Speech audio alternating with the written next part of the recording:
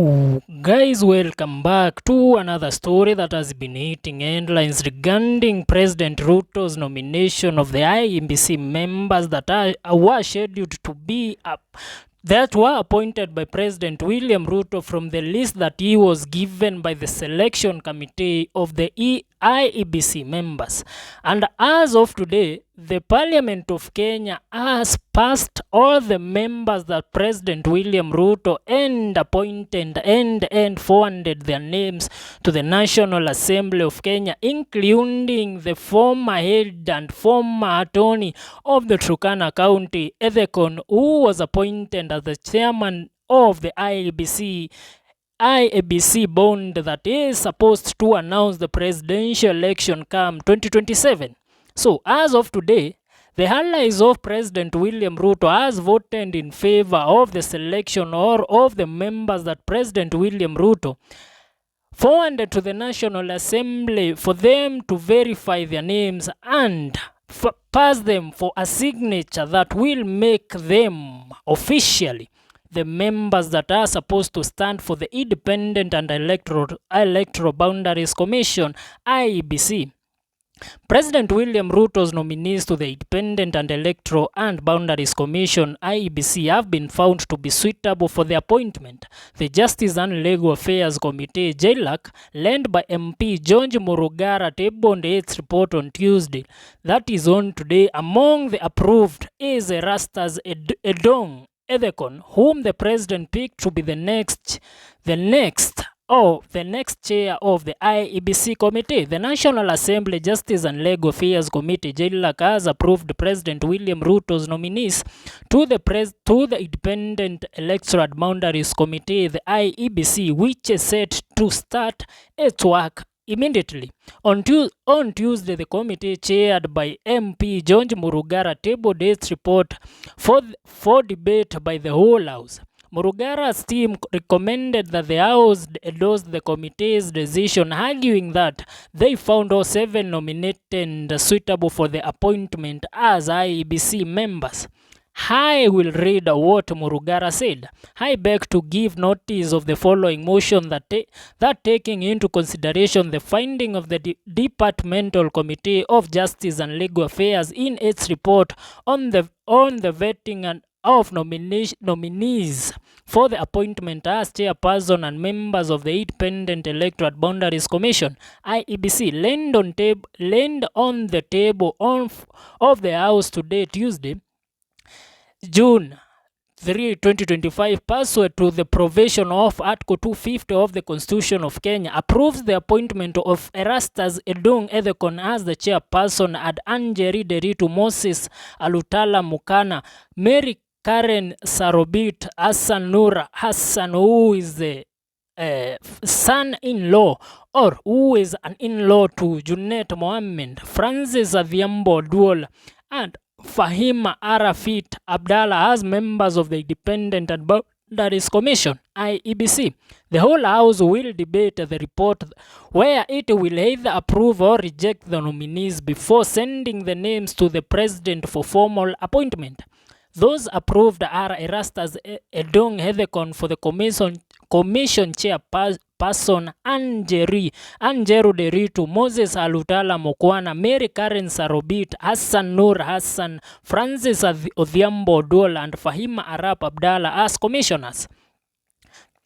The latest development comes days after the High Court issued a mixed ruling regarding the vetting of IEBC nominees. In a ruling delivered on Thursday, May 29, Justice Lawrence Mugambi allowed the National Assembly to proceed with the vetting of Ruto's 7 nominees to the election body. However, the court also issued an order altering the swearing in and gazettement of the nominees pending the resolution of a constitutional petition that challenges the process. In his ruling, Justice Mugambi stated that while the National Assembly is allowed to vet the nominees, they must not take the oath of office or assume any role at the IEBC until the court has made a ruling on the constitutional issues raised.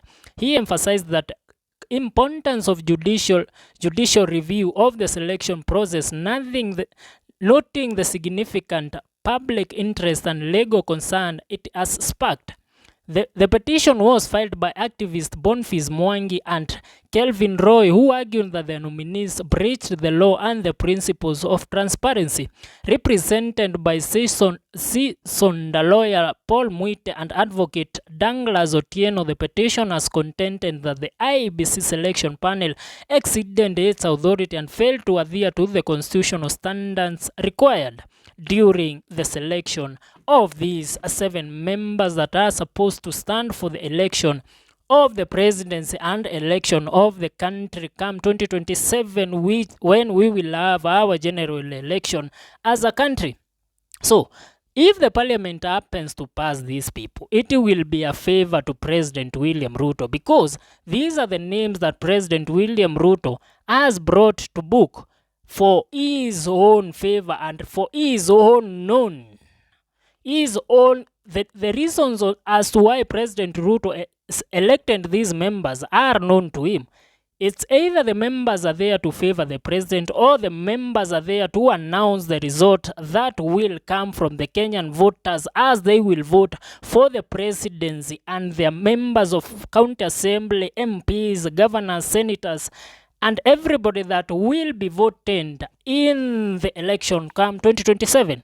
So, if these people happens to be passed by the law as the IEBC commissioners or as the IEBC ends, these will bring mixed reactions, because as we all know that Ethekon Edong is an hand to former Turkana County Governor Josephat Nanok, who in best knowledge of President William Ruto is the Assistant Chief of Staff in the State House of Kenya, he is serving as a member elected by President William Ruto, or as a member in the UDA party. And we all know that there is a brother-in-law to the member of parliament, that is a man from Kuria, Junet Mohammed, who is Raila's end. So we are asking ourselves, in this government, there is Raila Molodinga in government, there is William Ruto in government.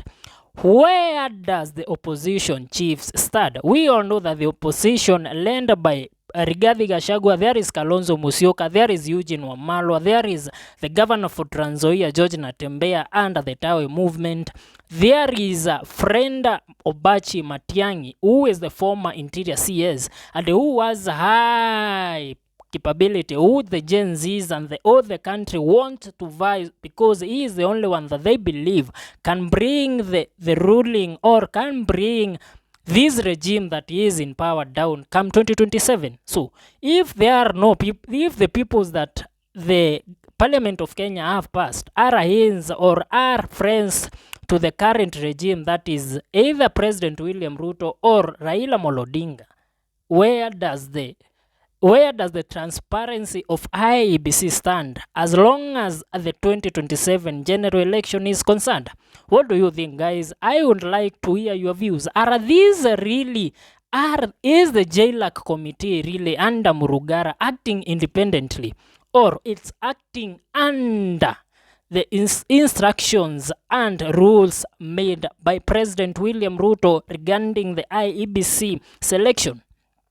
I would like to hear your views, guys. Leave a comment on the comment section, like, share, and don't forget to subscribe to our YouTube channel. This is Janjala Mjini KE. Let's meet in our next video.